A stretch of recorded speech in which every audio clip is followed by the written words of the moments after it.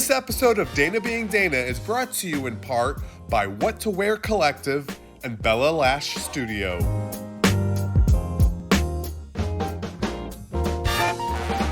Hello, and welcome to Dana Being Dana. I'm Dana Michelle, and I'm thrilled you're with us. My show is about all different aspects of the human connection, things that bring us together, and living life intentionally. Today, we are talking about one of the ultimate human connections, motherhood, specifically mothers and daughters, and that very unique special bond. Joining me first are the ladies of the Reinerio family, Carol, Mary, Cindy, and Jill. Thank you, ladies, so much for joining us. Now is an incredible and interesting time for women, from the Supreme Court to the White House to the boardroom and the classroom. What were some of your hopes and dreams, Carol, for your girls as you were raising them in a time so different from now? Well, I think most of all, I wished for them that they would have more time with their families because of more modern conveniences today. I mean, not that they were raised in the 1800s or anything, but it just seemed like when I was a mother of three daughters, my days were filled with housework and shopping and cooking and not enough time with my girls. Yeah.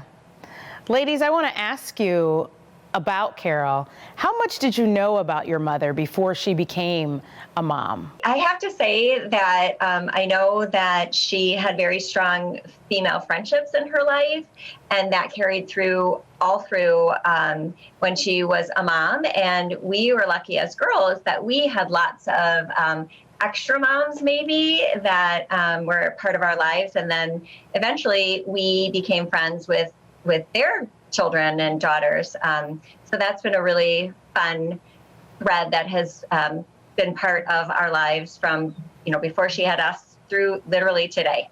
And I think the other thing that was always impressed upon us was that she had grown up with her mom, her aunt, and her grandma all in the same household. So it was a very different upbringing in the city of Milwaukee on the east side. So to be raising three daughters in a more traditional family setting in a suburb of Milwaukee, it was definitely a different upbringing for us than she had had. Now, you ladies are all moms now. What is one thing that you appreciate about your mom that she was right about then that you appreciate now? I know the answer for this. She always told us, you girls don't realize how lucky you are to have each other, because she didn't have siblings. So she was right. As much as we fought back then, we now are so, so grateful and appreciative to have each other. Nice. Yeah. I agree with that. I also feel that she was very handy and thrifty and crafty. And anytime we wanted something, she would always say, oh, we could make that. So yes. She'd go to the basement and get yarn and fabric and whatever. And so we were the lucky benefactors of all of her creativity. Yes. Carol, what was it like raising so many girls? It was a lot of ironing because people ironed back then, and actually I still iron. It was fun because it was fun to meet all their friends. They had darling girlfriends who had darling mothers, and it was just fun to see them playing things that I don't think a lot of girls today play. They played dress up and makeup, and they had dishes and kitchens and food, and I don't see that happening today. Not that that's a bad thing, but it was just more domestic back then, I think, than today. Ladies, don't forget about the dance routines. Yeah. Oh, right. Say more about that. Well, if we say more, she might want us to do one. So maybe we should. Anytime there was a family get together or friends got together, we would put together, and I was one of the younger ones, so I was just following along everyone else. But there would be dance routines to Grease Lightning. And I know Mary and Cindy remember some of the other ones more than I do. But we would have tickets and sell tickets to the show so that all the adults could come watch. So it was good fun, good times for sure. Would you girls say that you are most alike as sisters, or how are you different? Ooh. I think that I think our kids would think we're sort of interchangeable, especially when they were little. Yes. But I think that we each have our own strengths and talents. And it was kind of cool growing up because having an older sister, I feel like I was never told you have to do what Mary did, or I wasn't expected to do what she did. I think that was one of the other things I loved about our mom and dad. They always encouraged us to try whatever we wanted to do. There weren't any pigeonholes. I never felt like it was, we should have had boys in our family. I just never felt that ever. I mean, we were so supported in whatever we did, whether it was sports or scholastics or, being with friends, things like that. So I think that we've all benefited from that. And we're able to become our own individual people, but definitely have a commonality as far as how we parent today, for sure. What's your favorite thing about having sisters? Oh gosh. Friendships. Goes without saying. Yeah. I mean, I will, if I have a chance, if I'm on a walk or driving in the car, I will pick up the phone to my mom or my sisters and think like, I don't really have anything specific I need to talk about. And an hour later, we've had a full conversation about everything: tears, laughter, friendships, the kids, what's going on with our lives. So just that security and knowing that someone is always there to listen and they care. Yeah, I feel like my sisters love my family as much as I do, and that it's such a gift. And I have friends who have siblings or don't have siblings and don't have that in their lives, and they mention that a lot, that they want to be part of our family. Yeah. Like I was thinking about that too. It's like if you would share something about one of your children with a friend, that would sound as like you're bragging, but with your sisters, they're just as excited to hear, or your mom, of course. It's just the shared bond that is so special. What do you appreciate most about your mom now that you are a mom yourself? All the home cooked dinners. Oh my gosh. Yes. Like I can remember my mom saying, just tell me what you're hungry for. Just tell me what you want to eat and I'll make it. And now I so appreciate that because I'm like always like, well, what should I have for dinner? Yeah. I just love her devotion to always never forgetting a birthday and just always making everything so special. And I mean, to this day, we all get little gifts for St. Nick, which I know isn't celebrated everywhere across the country, but we all get a special gift on December 6th for St. Nick. She just makes everything special and memorable. Taking off of what Cindy had said earlier, her craftiness and patience, because that didn't get directly passed on to me. But now that my girls are interested in knitting, sewing, baking, crafting, anything like that, my mom has been the one to teach them to do all of that. I mean, my daughter can sew pretty much anything she sets her mind to, and I don't know how to even get my sewing machine threaded. And that was all through my mom and her patience and love of doing all that she tried to do it for us and there wasn't that interest, but it's passed on now through the generation. That's so nice. Carol, What are you most proud of when it comes to your three daughters? Oh, I think the way that they have raised their children. They each have three, and not having brothers, they all have boys. Mary has two, Cindy has two, Jill has one. And they've raised amazing young men and beautiful, caring daughters. I could just cry. They're great moms. They're great friends. They're great wives and wonderful homemakers. I could go on and on. Multi-talented. I love it. What would you ladies say as advice to people watching about relationships that are either strained, as mothers and daughters or sisters? What advice would you give families who may be struggling in these mother and daughter or sister bonds? I think it's really important to find a commonality amongst you. if it's something that is maybe outside of what your normal activities and lives are. So we really have enjoyed our family vacations and our girls' weekend getaways, things like that. Just something that can bring you together outside of what your maybe normal routine is. I think too, something I didn't learn right away, but it's such good advice to really just listen to your child. You don't have to feel like you have to come up with an answer. They just need to be heard sometimes, and that's the most important thing. And I know too, just those teenage years, well, even toddler years, I mean, they're all have their own challenges, but you just have to remember that it's all natural.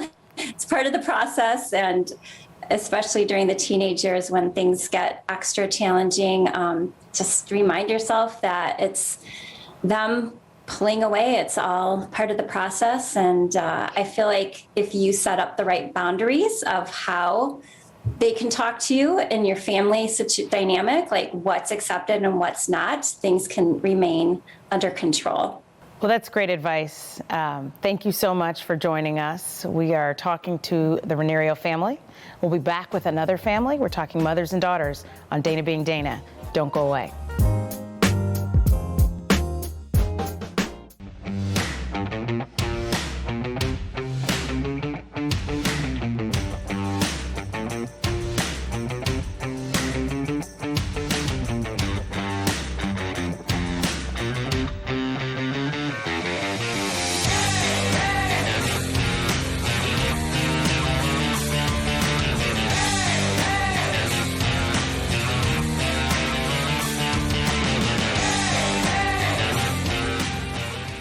This episode of Dana Being Dana is brought to you in part by What to Wear Collective and Bella Lash Studio. Welcome back to Dana Being Dana, where we are talking to mothers and daughters. Joining me next are the ladies of the Hansra family, Manjeet, Preet, Nikki, and Ronnie. Hi, ladies. Thank you so much for joining me. Manjeet, I would love for you to tell us your story about how you came to this country and some of the hopes and dreams that you had for your girls as you and your husband were establishing yourselves here. Well, thank you for having us. When I came, I was very young. I got married in those days. A lot of people got married at a very young age. And when I came over here, it wasn't a culture shock because I had been to a foreign country before. And I did study in the convent schools, so I was pretty well versed in English. And so it wasn't too tough for me. Nonetheless, having an arranged marriage always brings the challenges. And but slowly the things were okay, and we got to know each other. And then the next year, my first daughter, Preet, came along, and she was the love of my life. Oh.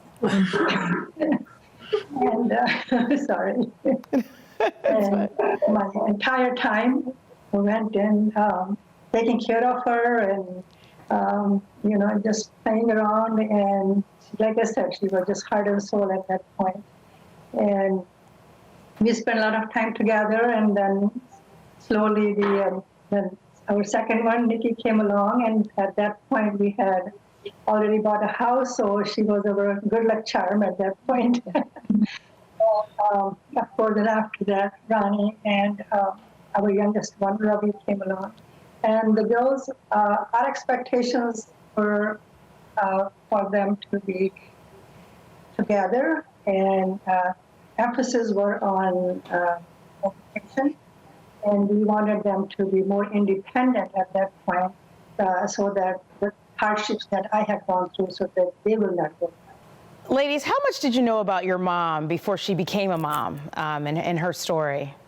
You know, honestly, with my mom having an arranged marriage and then and getting married so young, I mean, frankly, as a teenager, we didn't know a lot about my mom growing up in, in terms of really who she was as a youngster. And, we would hear stories like her love of movies and, her being in boarding schools and, her father was in the military, and so her love for travel and being moved around, from hill stations and all sorts of areas in India where she was raised.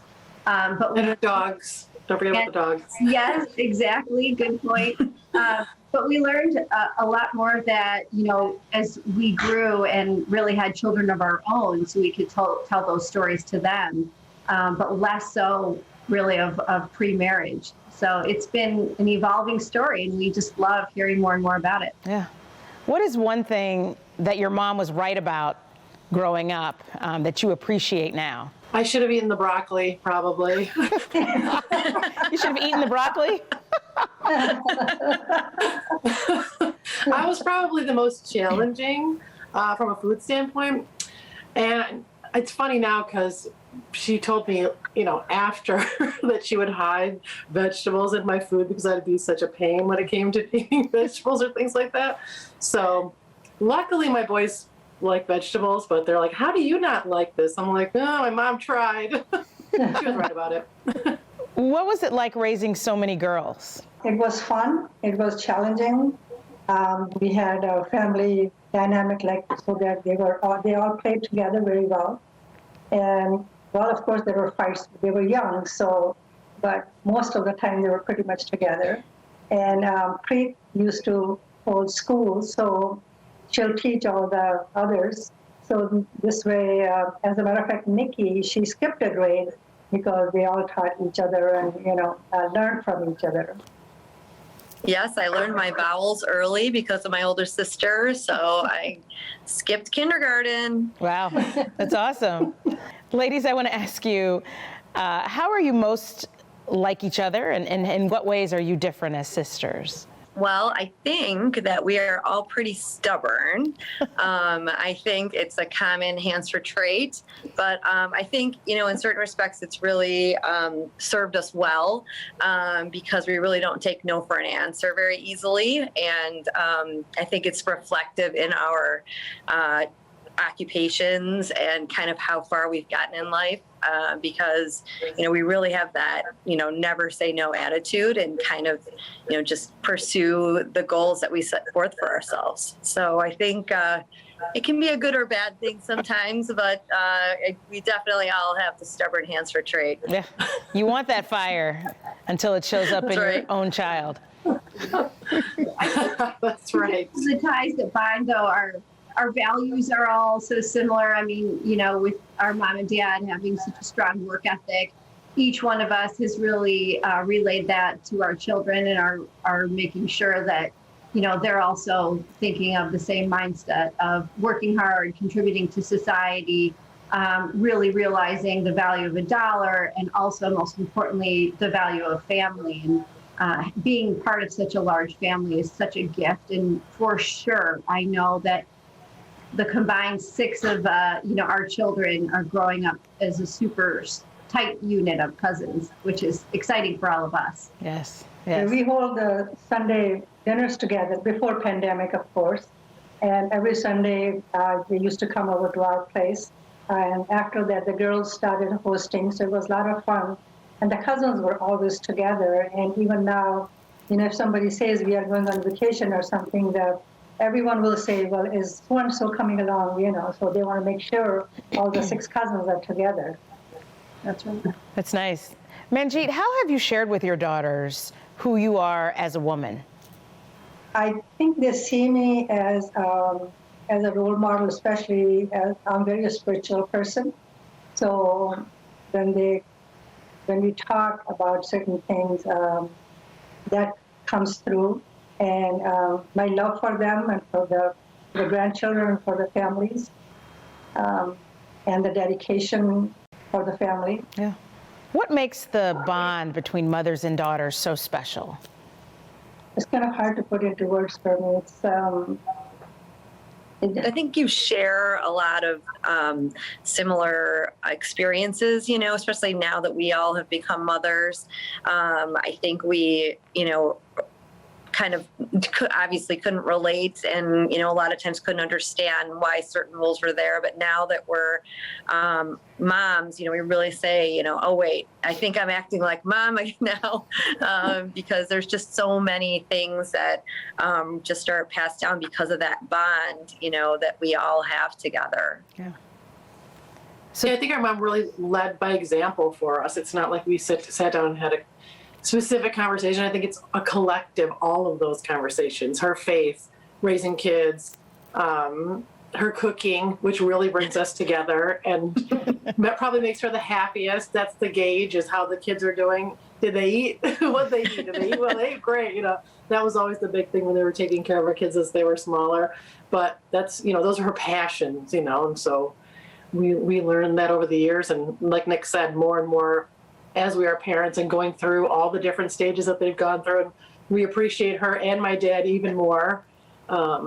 Some days I'm like, I don't know how she did it with 4. I still don't get it. So I was true. probably the best one, but still, I mean, Ladies, in which ways do you act like your mother? I think one funny thing that Ronnie actually alluded to is that she has 2 boys, and I'm sure, we would have all sworn up and down that we would never be our mom in terms of, if you don't like this meal, I'll make that meal, and cooking 3 and 4 things, and I'm going to have 1 meal and that's it. And if you don't eat it, then you're going to go to bed hungry. And yet Ronnie will be the first one in the kitchen to be like, oh, do you not like that? It's okay. What would you like to eat tonight? And so I call it the short order cook. Yes. I mean, That's right. Trying to appease every single child. And I know Nikki and I do that too, but we thought for sure we would never follow that trait of our moms. And now, as a mom, you would do anything for your child.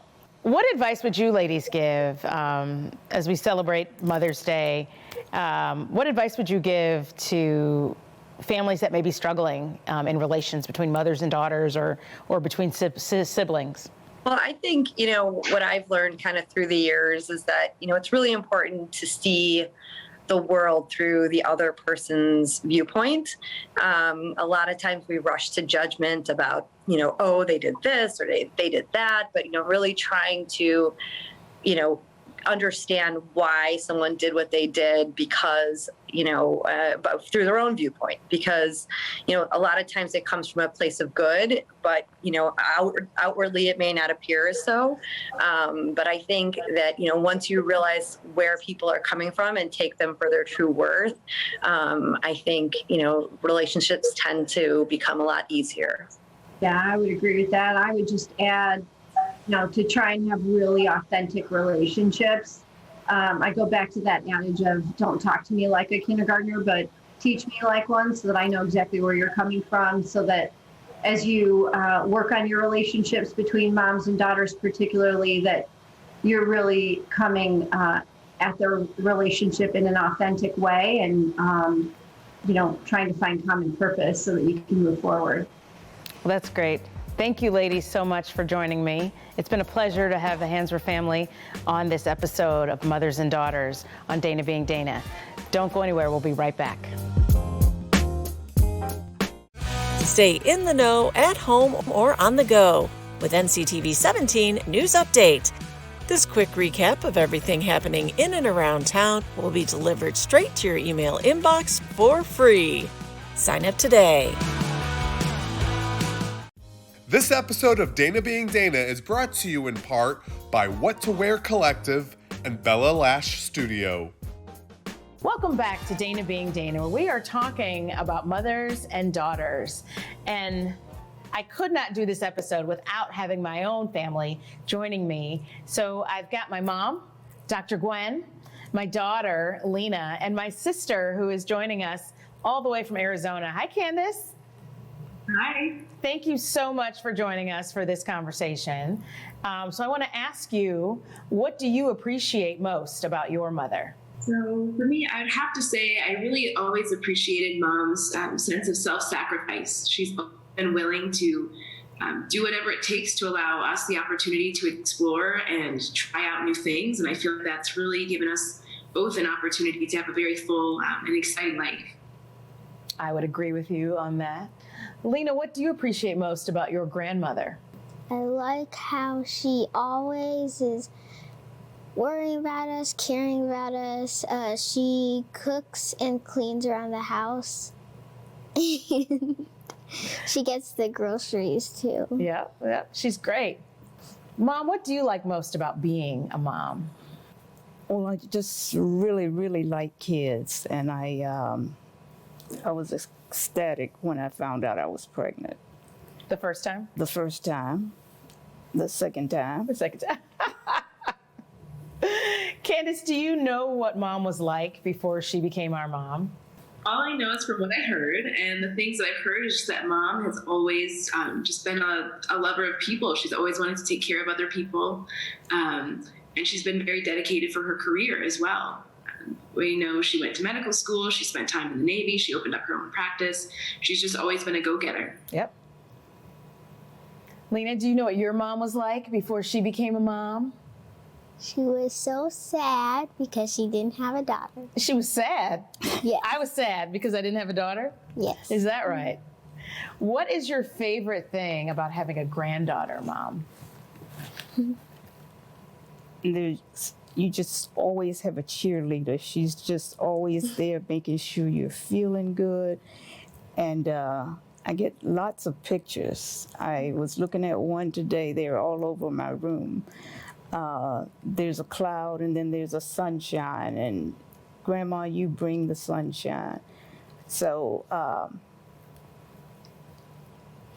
we're having a good time. Having a good time? Yeah, she's a little fashionista. Lena, what do you want to be when you grow up? I want to be a singer or an artist, or maybe an actor. And what is one thing that you've learned by having an aunt and a mom and a grandma in your life? My grandma and my mom, they often teach me how to new cooking techniques and stuff. Yep. And my mom loves to sing. Yes, she does. Candace, what do you appreciate about being a sister? I feel like one of the best things about being a sister is just having someone who can relate to you, your experiences growing up in your family, current events, things that are going on. It's just like having that built-in confidant who can be there for you every step of the way and for whom you can also support. So that's been great. What do you appreciate about being an aunt? Best aunt ever. Being an aunt is, it's just been such a fun experience to see this little extension of our family tree growing and seeing so much of each one of us, you, me, and Mom, come out in her. Yeah. So that's been really rewarding to watch.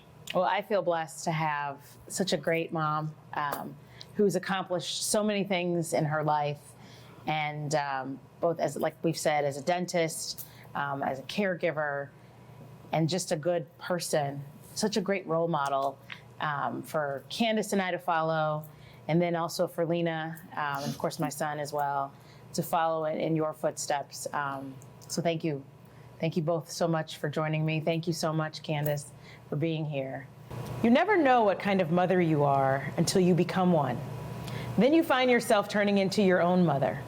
I am certainly proud of and inspired by my own trailblazing mom, and I try to follow in her steps daily as I raise both of my kids. If you are lucky, you are influenced by all kinds of amazing women in your life, and hopefully you inspire and encourage younger women who simultaneously raise families and achieve their dreams. Special thanks to What to Wear Collective and Bella Lash Studio, two entrepreneurial businesses owned by women who also happen to be mothers, wives, and daughters. All incredible ladies.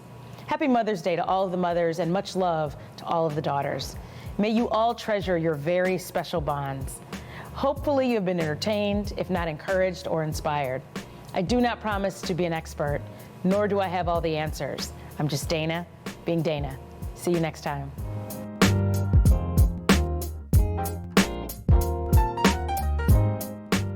This episode of Dana Being Dana is brought to you in part by What to Wear Collective and Bella Lash Studio.